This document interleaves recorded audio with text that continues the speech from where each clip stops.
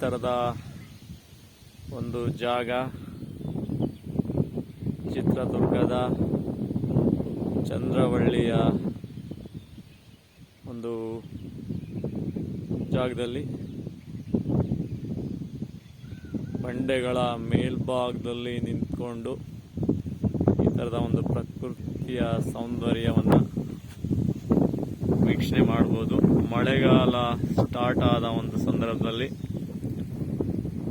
ಒಳ್ಳೆಯ ಒಂದು ದೃಶ್ಯ ಆ ಭಾಗದಲ್ಲಿ ಏನು ನೋಡ್ತಿದ್ದೀವಲ್ಲ, ಅದು ಸಹ ಐತಿಹಾಸಿಕ ಹಿನ್ನೆಲೆ ಉಳ್ಳಂಥ ಒಂದು ಧವಳಪ್ಪನ ಬೆಟ್ಟ.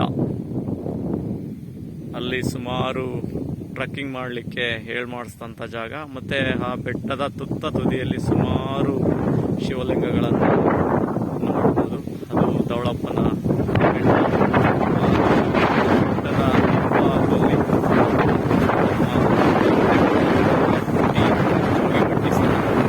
ಸಿಗುತ್ತೆ.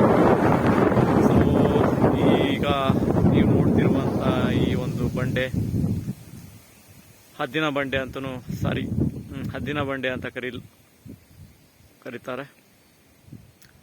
ಪಕ್ಕದಲ್ಲಿ ನಮ್ಮ ಐತಿಹಾಸಿಕ ಕಲ್ಲಿನ ಕೋಟೆ ಆ ಒಂದು ಬೆಟ್ಟದ ಪಕ್ಕನೇ ಇರುವಂಥ ಕಲ್ಲಿನ ಕೋಟೆ.